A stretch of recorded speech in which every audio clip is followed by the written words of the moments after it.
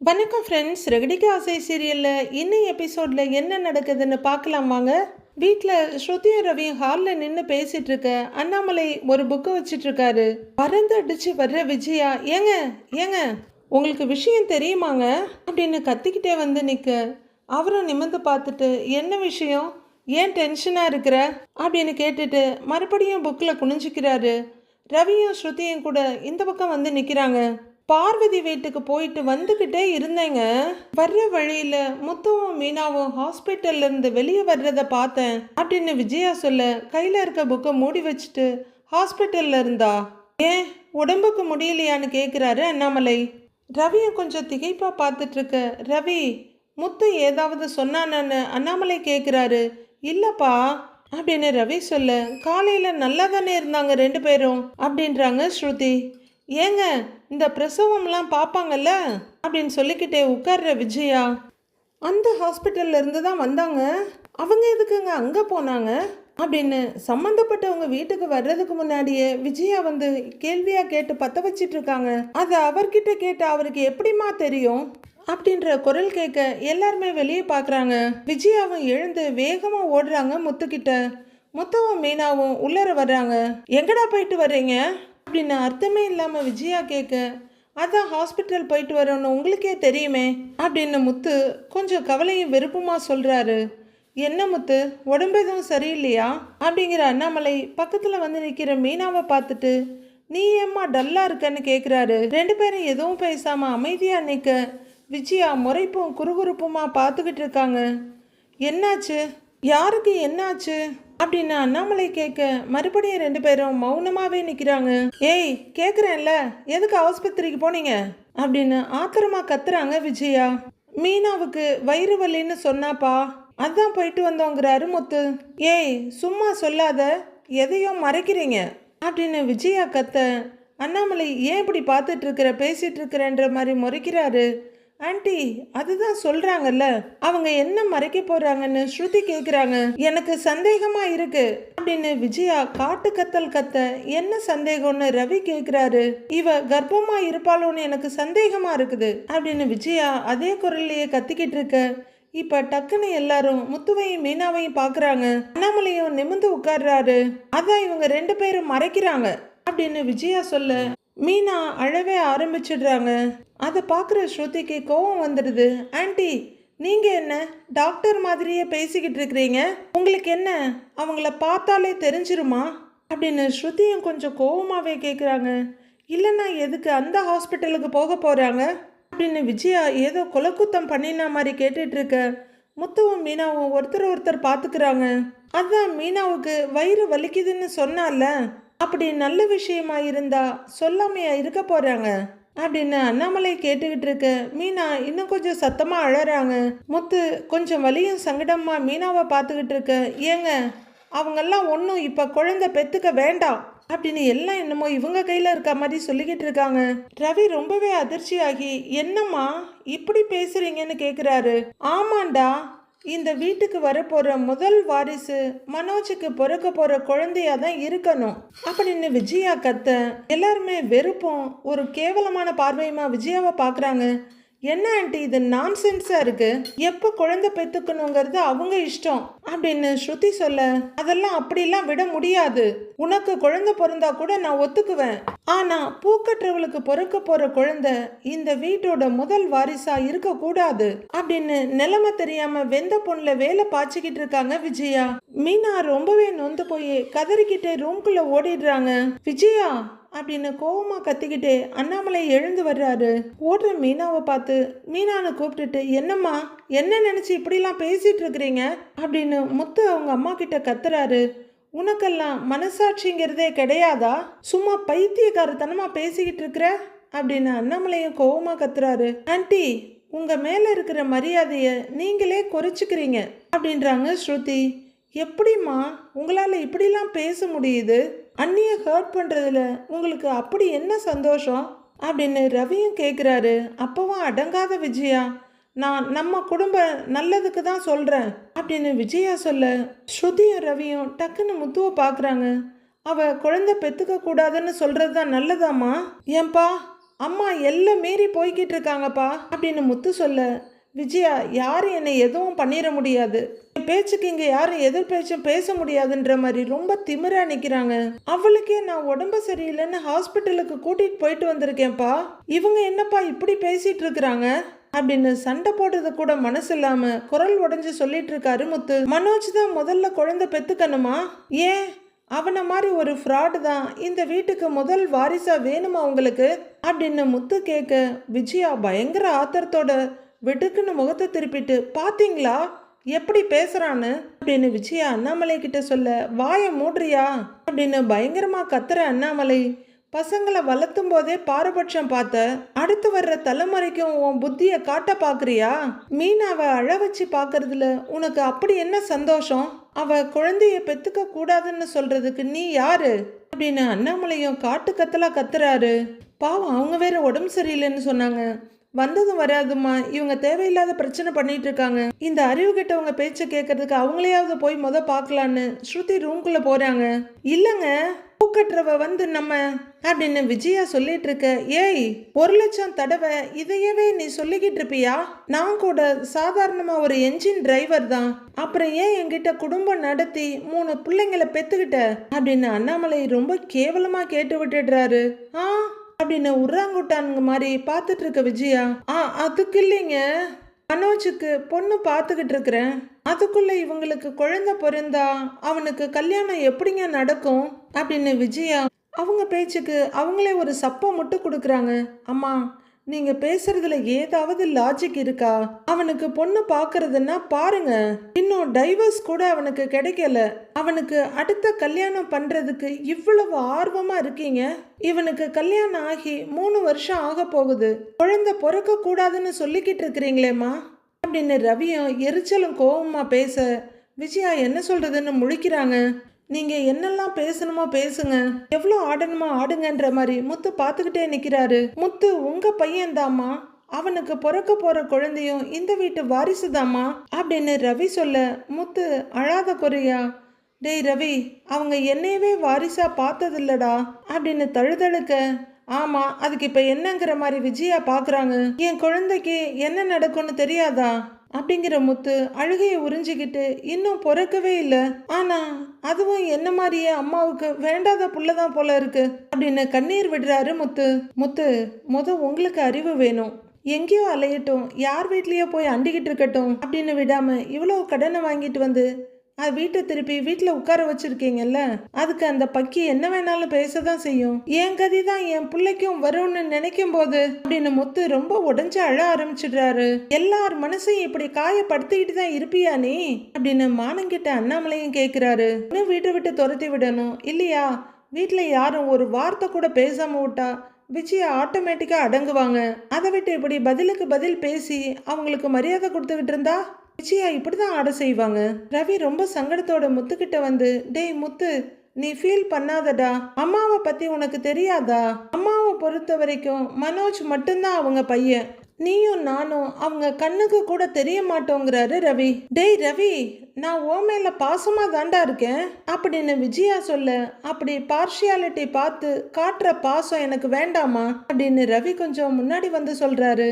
மறுபடியும் விஜயா அப்படின்னு காட்டு கத்தல் கத்துறாரு அண்ணாமலை. விஜயா திரும்பி பார்க்க, நமக்கு ஒரு பேர குழந்தை பிறக்காதான்னு நான் ஏங்கிக்கிட்டு இருக்கிறேன், ஆனா நீ யாருக்கு முதல்ல பிறக்கணும்னு அதுல கூட உன் கௌரவத்தை புகுத்துக்கிட்டு இருக்கிறியா? நீ ஒரு அம்மா இப்படிதான் யோசிப்பாளா அப்படின்னு அண்ணாமலை கத்த, ஏங்க நான் சொல்றது ஏங்க உங்களுக்கு புரிய மாட்டேங்குது?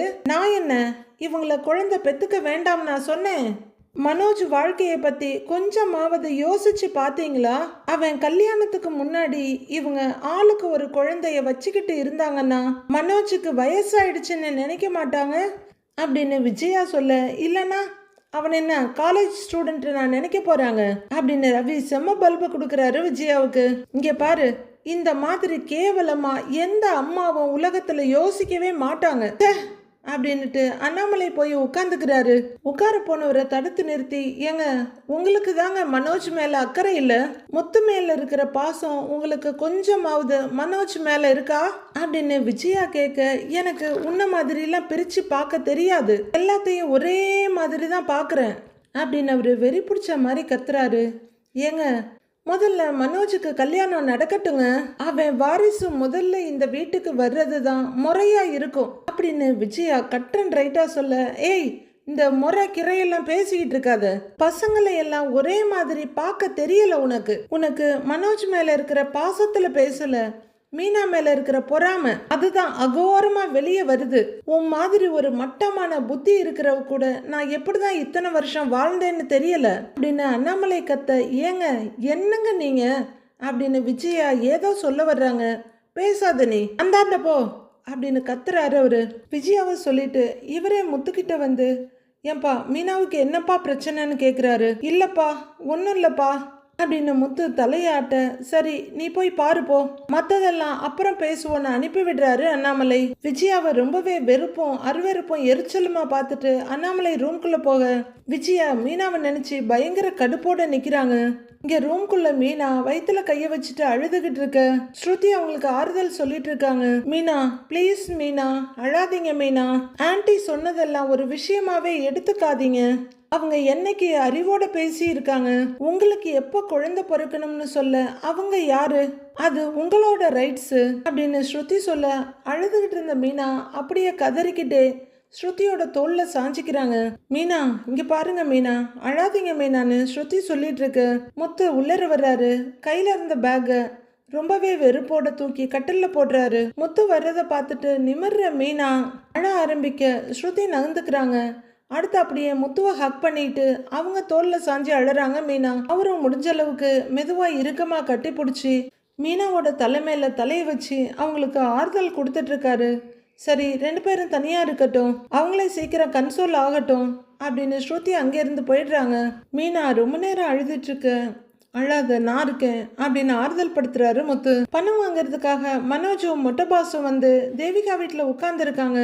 மாடிப்படியிலிருந்து இறங்கி ஓடி வர்ற கனகா, ஹேய் ஹஸ்பண்ட் அப்படின்னு கூப்பிட்டுக்கிட்டே மொட்டை பாச தூக்கி ஒரு பாலை வீசுற மாதிரி வீச அவரு சுருண்டு ஓடி போய் பக்கத்துல இருக்க சோஃபால இடிச்சுட்டு உட்கார்றாரு. சக்திவேல் அவரை தாங்கி பிடிக்கிறாரு. அவங்க மொட்டை பாஸ் உட்கார்ந்துருந்த இடத்துல உட்காந்துக்கிட்டு மனோஜோட கையை பிடிச்சி இழுத்துக்கிட்டு, ஏன் இப்படி பண்ற அப்படின்னு கேக்குறாங்க கனகா. நான் என்ன பண்ணனேன் அப்படின்னு மனோஜ் கேட்க, என்னை பார்க்கவே ஏன் வரமாட்டேங்கிற அப்படின்னு மனோஜை பிடிச்சி ஒரு தள்ளு தள்ள அவர் போய் சோஃபாவோட கைப்பிடியில இடிச்சிட்டு உட்கார்றாரு. பார்க்கவே கண்கொள்ளா காட்சியா இருக்கு.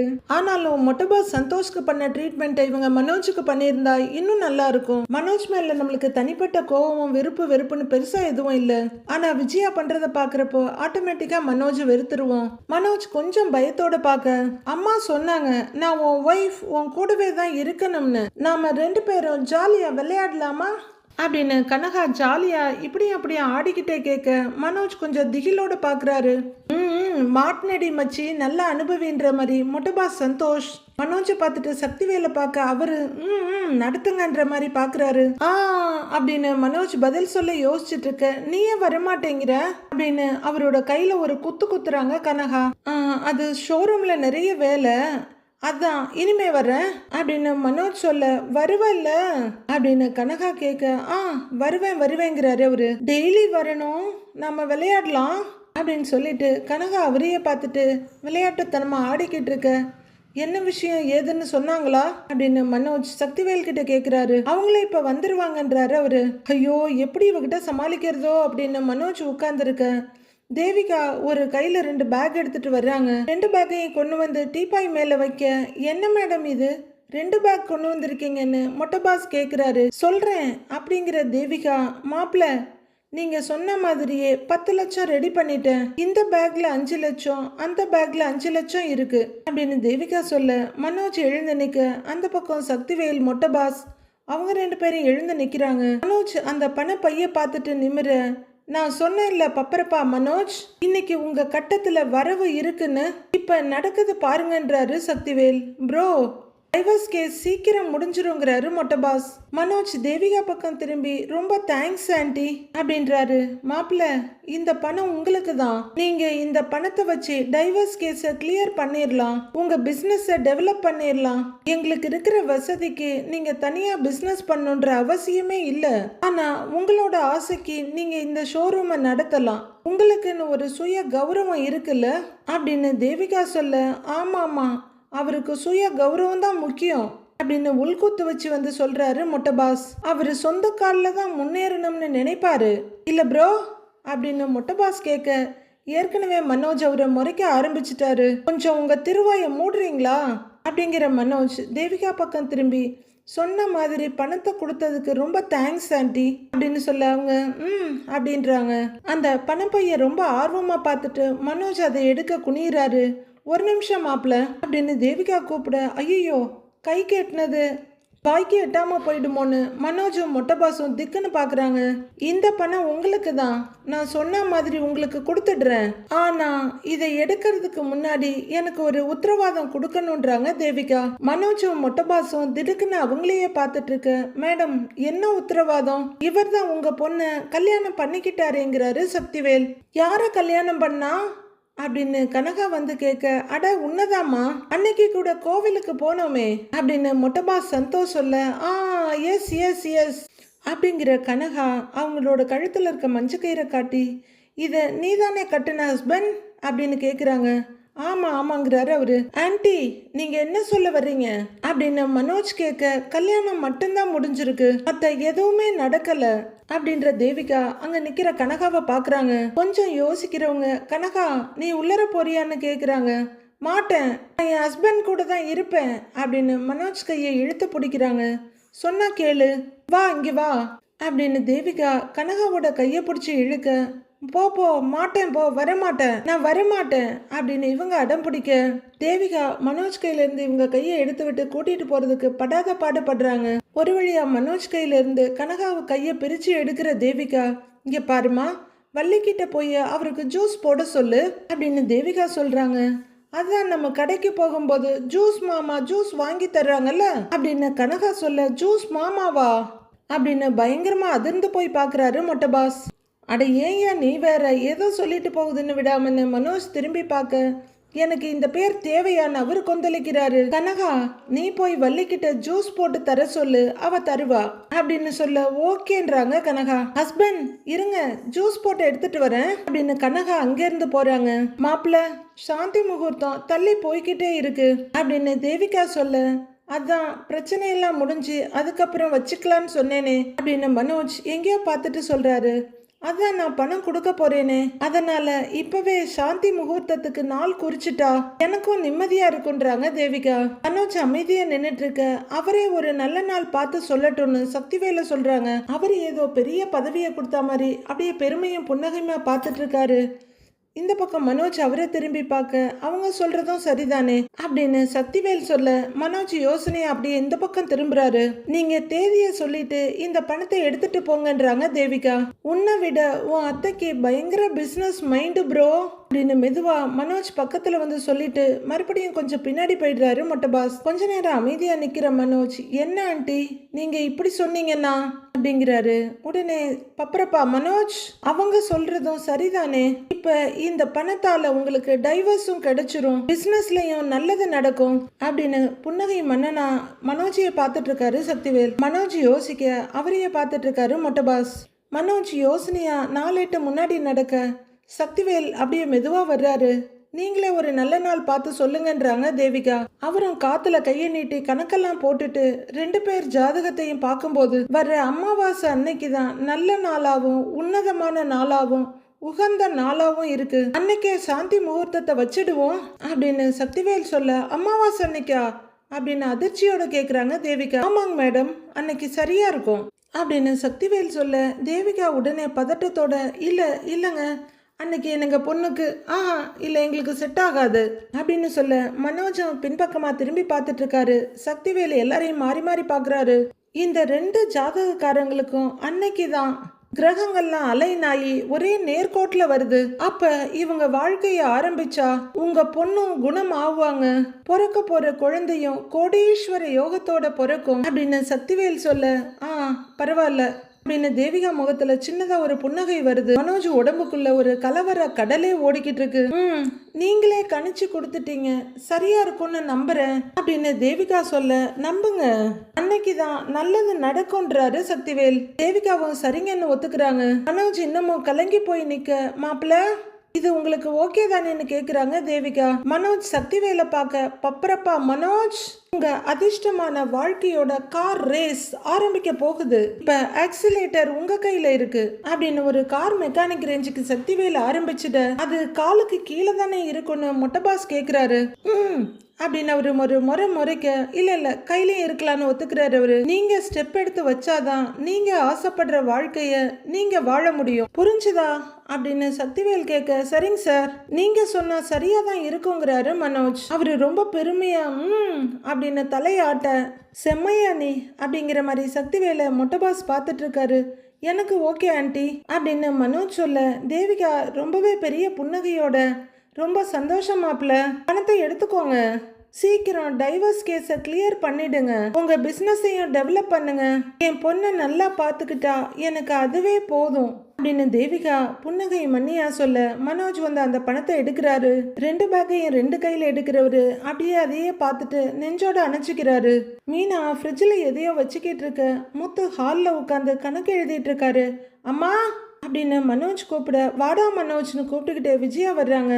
அம்மா அம்மா ரோஹிணி கிட்ட இருந்து டிவோர்ஸ் வாங்கிடலாமா அப்படின்னு மனோஜ் கையில ஒரு பையோடு வந்து நின்று சொல்ல, என்னடா சொல்ற அப்படின்னு விஜயா கேட்க, நான் தான் சொன்னேன்ல பணத்தை ரெடி பண்ணிடுவேன்னு, இதுல 5 லட்சம் ரூபாய் இருக்கு அப்படின்னு பைய லைட்டா தூக்கி போட்டு பிடிக்கிறாரு. சத்தம் கேட்டு ரூம்குள்ள இருந்து ரவியும் ஸ்ருதியும் அங்க வர்றாங்க. 5 லட்சமா ரெடி பண்ணிட்டியா, எப்படிடா அப்படின்னு விஜயா ரொம்பவே ஆச்சரியமா ஆனந்தமா கேக்குறாங்க.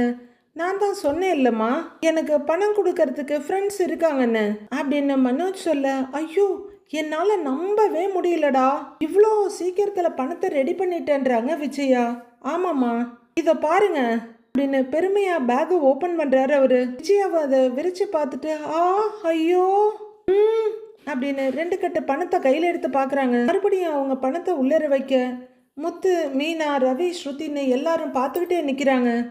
என்னன்னு தெரியல பணத்தோட வந்திருக்கான்னு ரவி ஸ்ருதியை பார்க்க, ஸ்ருதியும் ரவியை பார்க்குறாங்க. மீனா குறுகுறுன்னு பார்த்துட்டு நிற்கிறாங்க. சூப்பர்டா மனோஜ், நான் கூட உன்னால பணத்தை ரெடி பண்ண முடியுமா, டைவர்ஸ் கிடைக்காம போயிடுமோன்னு பயந்துகிட்டு இருந்தேன், நீ திறமசாலின்னு காட்டிட்டடா அப்படின்னு மனோஜோட தோல்ல தட்டி ரொம்ப பெருமையா சிரிக்கிறாங்க விஜயா. ஏண்டா உன் ஃப்ரெண்டு கொடுத்தான்னு சொல்ற, அவன் எப்படிடா உனக்கு 5 லட்சம் சும்மா கொடுத்தான்னு முத்து கேட்குறாரு. ஏய் நான் ஒரு பிஸ்னஸ் மேனு, எந்த டீலிங்கை எப்படி பண்ணணும்னு எனக்கு தெரியும் அப்படின்னு மனோஜ் சொல்ல, அப்படின்னு பெருமையா நிமிர்ந்து நிற்கிறாங்க விஜயா. நான் நினைச்சேன்னா 5 லட்சம் இல்ல 5 கோடியை கூட சொடக்கு போடுற நேரத்துல ரெடி பண்ணிட முடியும் அப்படின்னு மனோஜ் சொடக்கு போட்டு காமிக்க, விஜயா ஆனா ஆச்சரியமா பாக்குறாங்க. மனோஜ் விஜயாவை திரும்பி பார்க்க, நீ சொல்லு, காதுல தேன் வந்து பாயுது எனக்கு அப்படின்னு சந்தோஷமா தலையாடுறாங்க விஜயா. முத்து ஒரு தடவை சொடக்கு போட்டுட்டு, எங்கடா 5 கோடியை காணோன்னு கேக்குறாரு. ஏண்டா உன்னால சொடக்கு போடுற நேரத்துல 5 லட்சம் ரூபாயை ரெடி பண்ண முடியும்னா, ஆஃப்டர் ஆல் ஒரு 35 லட்சத்தை ரெடி பண்ணியிருக்கலாமேன்னு யாருமே கேட்கல. ஏண்டா உண்மையாவே உனக்கு உன் ஃப்ரெண்டு தான் கொடுத்தானா, இல்ல நீ எங்கேயாவது வட்டிக்கு வாங்கினியான்னு கேட்குறாரு ரவி. ஆமா மனோஜ், உங்ககிட்ட பணம் வந்தாலே பின்னாடியே ஃபைனான்சியரும் வந்துருவார் இல்லைன்னு ஸ்ருதி கிண்டலா கேட்குறாங்க. ஆமா, அதுக்கப்புறம் அதை கட்டுறதுக்கு நாங்க பின்னாடியே ஓடணும்னு மீனாவும் டக்குன்னு சொல்லிடுறாங்க. ஏய் என்ன குத்தி காட்டுறியா நீ அப்படின்னு விஜயா கேட்க, ஆமான்னு சொல்றதை விட்டுட்டு அமைதியா நிக்கிறாங்க மீனா. இதுல குத்தி காட்டுறதுக்கு என்னமா இருக்கு, அவன் வாங்கின கடனை நானும் மீனாவும் தானே கட்டிக்கிட்டு இருக்கிறோம் அப்படின்னு நல்லா உரைக்கிற மாதிரியே சொல்லிடுறாரு முத்து. அதான் சொல்றேன் இல்லடா, நான் ஒன்னும் கடன் வாங்கல, இது ஒரு பிசினஸ் டீலிங், என்னால என் ஃப்ரெண்டுக்கு லாபம் இருக்கு அவ்வளவுதாங்கிறாரு மனோஜ். 4 பேருமே புரியாம கொஞ்சம் குழப்பமும் நிறைய யோசனையுமா மனோஜை பார்த்துட்டு இருக்காங்க. ஆனா விஜயா இத பத்தி எல்லாம் கொஞ்சம் கூட யோசிக்காம, மனோஜ் எனக்கு தெரியும்டா, இது உன் புத்திசாலித்தனத்தினாலதான் வந்திருக்கு, முதல்ல இந்த பணத்தை அந்த பார்லர்காரி முகத்துல தூக்கி போட்டுட்டு போடுடி கையெழுத்துன்னு சொல்லணும் அப்படின்னு விஜயா ரொம்ப திமிரா சொல்ல, முத்து மீனாவை பாக்குறாரு. அவ கையெழுத்து போட்ட அடுத்த நிமிஷம் ஒரு பணக்கார பொண்ணா, ஒரு அழகான பொண்ணா பார்த்து உன் தலை எழுத்தைய நான் மாத்துறேன் பாரு அப்படின்னு விஜயா ரொம்ப பெருமையும் சந்தோஷமா சொல்லிட்டு இருக்க. பணக்கார பொண்ணுன்னா எப்படி ஆண்டி? ரோகிணி மாதிரியான்னு கேக்குறாங்க ஸ்ருதி. நான் நிஜமான பணக்காரிய சொன்னேன் அப்படின்னு ஸ்ருதியை முறைக்கிறாங்க விஜயா. அம்மா, எனக்கு இவன் மேலெல்லாம் நம்பிக்கை இல்லம்மா.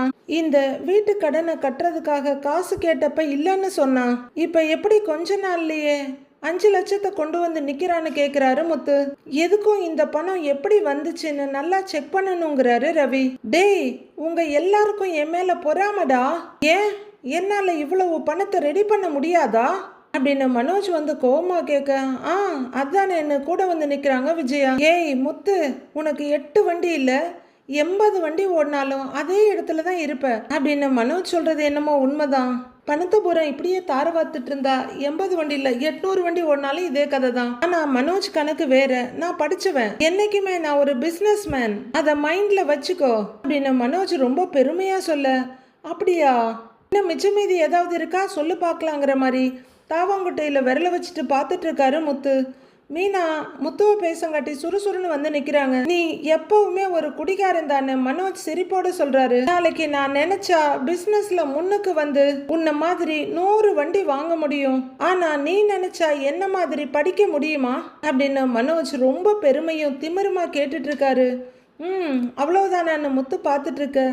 இப்ப எதுக்கு தேவையில்லாம பேசிக்கிட்டு இருக்கிறீங்க? அவர் என்ன கேட்டாரு? நீங்க கந்து வட்டிக்கு ஏதாவது வாங்கி மாட்டிக்க போறீங்களோன்னு கேட்டாரு. அதுக்கு எதுக்கு சம்பந்தமே இல்லாம பேசிக்கிட்டு இருக்கிறீங்க? அவரு படிக்கலன்னா என்ன? அவரு படிச்சவங்களை விட பண்பா தான் இருக்காரு. படிச்சவங்க தான் பொண்டாட்டிய பாத்துக்கிறத விட அவரு ரொம்பவே நல்லா பாத்துக்கிறாரு அப்படின்னு மீனா சிடுசிடுக்க. கேட்டுக்கடா, நான்லாம் உங்ககிட்ட பேச வேண்டிய அவசியமே இல்லடா, உனக்கு ஆட்டோமேட்டிக்கா பதில் வருங்கிற மாதிரி முத்து பாக்குறாரு. என்னடி ஓவரா பேசிக்கிட்டு இருக்கிற? முதல்ல நீங்க 2 பேரும் என் புள்ள முன்னாடி நின்னு கேள்வி கேட்கறதுக்கு தகுதியே இல்லாதவங்க அப்படின்னு விஜயா சொல்ல மீனா வெறுப்போட முகத்தை திருப்பிக்கிறாங்க. நீ இந்த வீட்டுல சமையல் வேலை மட்டும் பார்த்தா போதும், இந்த அறிவுரை எல்லாம் ஒன்னும் சொல்ல வேண்டான்றாங்க விஜயா. ஆண்டி, சமையல் வேலையை மட்டும் பார்க்க அவங்க இங்க ஒன்னும் ஒர்க்கர் இல்ல. இந்த வீட்டுல அவங்களுக்கும் ரைட்ஸ் இருக்கு. இவர் திடீர்னு பணத்தோட வந்தா ஏன் எதுக்குன்னு கேள்வி கேட்க கூடாதா அப்படின்னு ஸ்ருதி கேட்க விஜயா அடங்கி பாக்குறாங்க. அம்மா, இப்ப மட்டும் இவன் வாய் கிழிய பேசுறான்ல. முத்து இந்த வீட்டை மீட்கிறதுக்கு 38 லட்சம் ரெடி பண்ணான்ல, அப்ப இவன் அறிவு எங்க போச்சுன்னு கேக்குறாரு ரவி. அப்ப பேசாம கடையில தானே உட்கார்ந்து இருந்தான். பெரிய பிசினஸ் மேனா?